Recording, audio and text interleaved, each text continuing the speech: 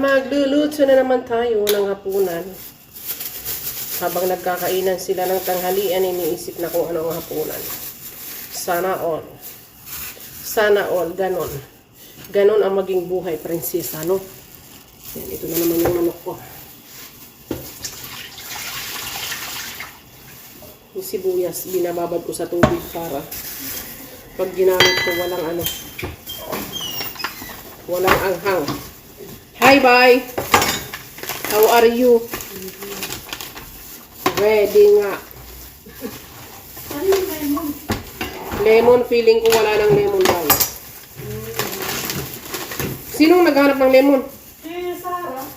Eh, kakain ng Morokia, yung Malani Balongo.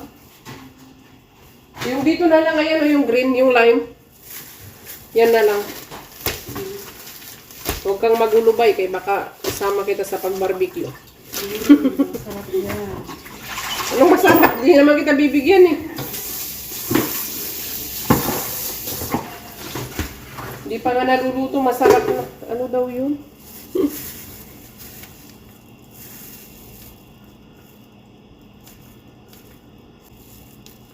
Ang mga Arabo, mga sukal at pagkakain ng mga manok, no? Siguro lahat ng mayayaman ganun.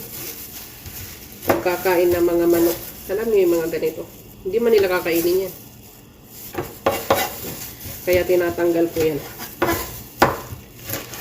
Ang kakainin lang talaga nila yung laman. Mas marami pa yung tapon kaysa sa nakain. Ganon siguro talaga yung mayayaman. Kasi kaming mga mahihirap, sinisip-sip talaga namin.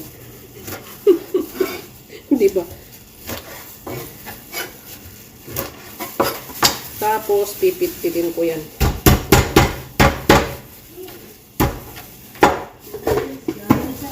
Yes, darling. Sus, kita mo, may singer pa dito sa kusina. Oh. Ano yan sila? Mga busog, mga bagong kain. Ate, saan yung green lemon mo? Green lemon nandito sa tray sa labas.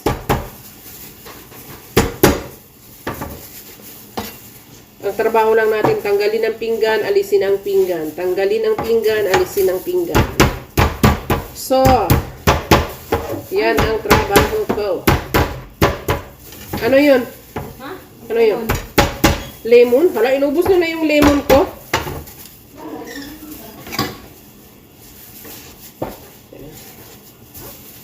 Tapos, 4 na manok. Yan ang gagawin kong barbecue.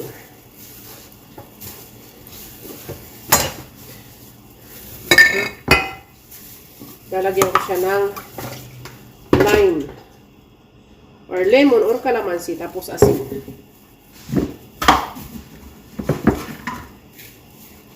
Yan. Ibababad ko lang.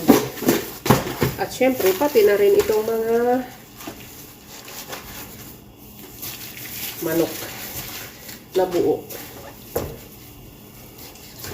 Tatanggalin ko rin yung part ng chicken. Kain ng ano.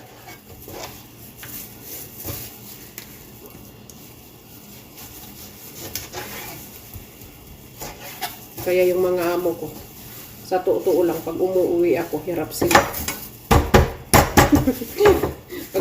Ngayon nga sinasabi ko sa amo ko, magbabakasyon ako. This year, ang dami na niyang kichibureche.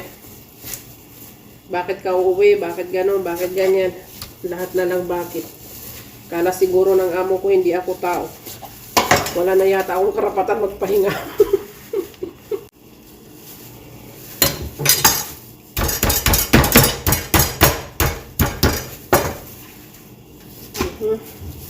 At syempre, ito, alam nyo, ilalaga ko yan. Ibibigay ko siya sa pusa. Hindi ko pinapakain ng hilaw yung pusa ko. Yung mga pusang gala. Tapos, ito lalagyan ko ng suka. Sana yung suka.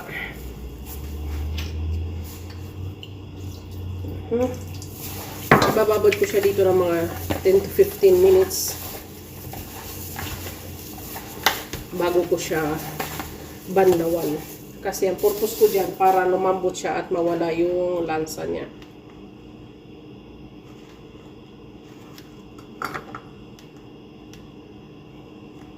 Wala. Mga rated gutom sa bahay ni Amo, Diyos niya. Kain tayo, ano to? Sus! Kung lasunin pala kita, hindi mo pala alam yan? Kalimutan ko yung pangalan nito. Anong lasa? Masarap. Mga nagsisismisan lang dito sa bahay ni Amo. Hindi. Watermelon. Mga tagahugas ng pinggan. Ng mukha. Raprod na nga tayo. Raprod ang agura, pre.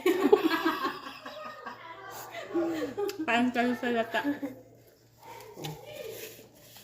Mga taga ano, maghugas na kayo dyan. Ang daming hugasan, oh. Ang daming hugasan. Yan yung mga ano dito. Muna kami bago kami maghugas. Grabe kayo. Tingnan mo yung tsura nitong matandang. Tsura. Yun naman ano. Wala, mahina tayo ngayon. Wala yung ibang alagad. Wala absent sila. Ano sabi mo? Ang ganda ng camera.